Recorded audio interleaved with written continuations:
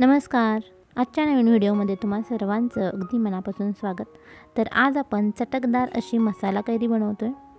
त्यासाठी इथे मी तोतापुरी आंब्याची ही कच्ची कैरी घेतलेली आहे. शक्यतो आंबट आंबा यासाठी वापरायचा नाही आहे आपल्याला. तोतापुरी आंबा हा थोडासा गोडसर असतो, त्यामुळे तोतापुरी आंब्याची मसाला कैरी अतिशय चविष्ट लागते.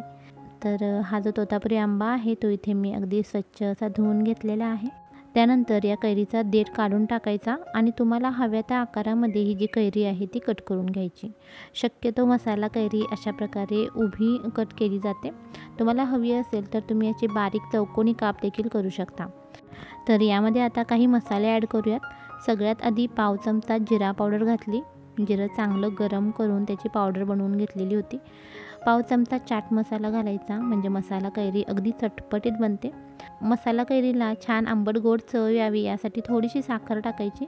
मी इथे साधारण अर्धा चमचा साखर घातलेली आहे.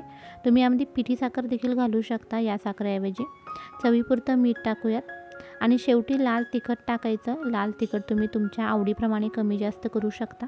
इथे साधारण मी पाऊण चमचा होईल इतकं लाल तिखट घातलेलं आहे.